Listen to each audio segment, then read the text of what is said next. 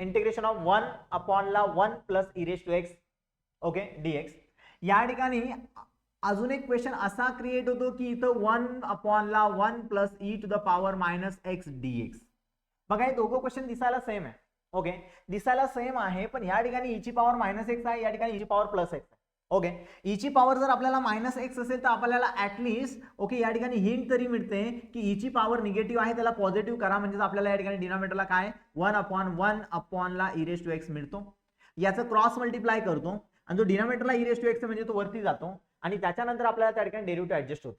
ठीक आहे, पण या ठिकाणी तसं नाहीये. हा जो दिलेला क्वेश्चन आहे याच्यामध्ये ऑलरेडी पॉवर पॉझिटिव्ह आहे.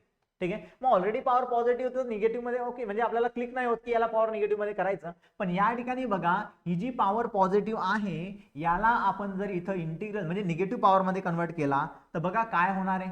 इंटिग्रल्स ऑफ 1 अपॉन ला 1 प्लस ओके हा e raise to minus sorry plus x आहे तर त्याला निगेटिव्ह पॉवर म्हणजे e to the power minus x मध्ये कन्वर्ट केला. त्याने काय होईल या ठिकाणी क्रॉस मल्टिप्लाय होणार आहे मागच्या एक्झाम्पल सारखंच. म्हणजे इंटिग्रल्स ऑफ 1 अपॉन ला काय आला 1 into e raise to x आपल्याला मिळाला e raise to minus x okay. त्याच्यानंतर e raise to minus x त्याच्यानंतर काय 1 इंटू 1 आपल्याला मिळाला 1 आणि आपल्याला डिनॉमिनेटरला 1 into e raise to minus x आपल्याला काय मिळाला e raise to minus x आणि हा जो e raise to minus x आहे तो कुठे जाणार आहे वरती जाणार आहे. हा डीएक्स ऍज इट इज म्हणजे आपल्याला या ठिकाणी बघा काय मिळालं integrals of e to the power minus x into 1 झाला e to the power minus x अपॉनला काय आहे e raise to minus x आणि हा प्लस 1 आणि इंटू डीएक्स.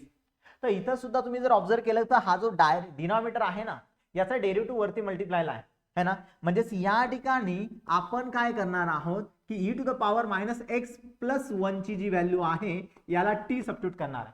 मग जसा मी याला टी सबस्टिट्यूट करेल तर माझा e to the power minus एक्सचा जो डेरिव्हेटिव्ह आहे तो आहे e to the power minus x इंटूला या मायनस एक्सचा डेरिव्हेटिव्ह मल्टिप्लायला येणार तर मायनस एक्सचा डेरिव्हेटिव्ह आला 1 आणि प्लस 1 चा डेरिव्हेटिव्ह काय झाला 0 ओके. आणि लास्टला या ठिकाणी तुम्ही काय लिहिणार आहे डीएक्स आणि अदर साइडला टी चा डेरिव्हेटिव्ह या ठिकाणी काय आला डीटी.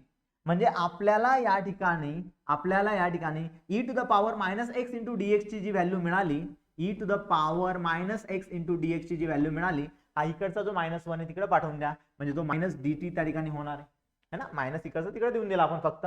तर e raise to minus x dx ची व्हॅल्यू आपल्याला मिळाली मायनस डीटी आणि या ठिकाणी e raise to minus x plus 1 ची व्हॅल्यू काय टी तर याच्यामध्ये तुम्ही रिप्लेस करा.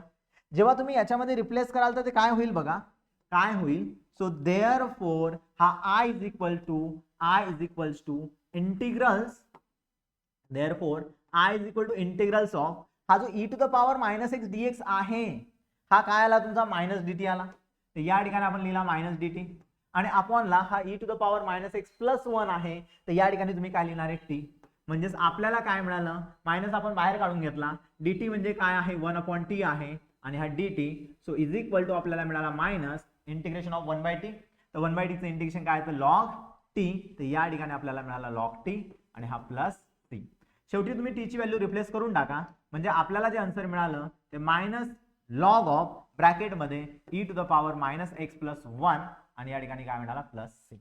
मग तुम्हाला याला फर्दर सिम्प्लिफाय करायचं असेल तर तुम्ही ते करू शकताय. म्हणजे ही ची पॉवर मायनस एक्स आहे त्याला पॉझिटिव्ह एक्स मध्ये करायचं असेल पुन्हा क्रॉस मल्टिप्लाय होईल पुन्हा हा बाहेरचा मायनस ऍडजस्ट करायचा असेल तर लॉग मधल्या व्हॅल्यूचा रेसिप्रोकल त्या ठिकाणी होणार आहे तर त्या टाइपचे आन्सर्स तुम्ही कन्वर्ट करू शकता.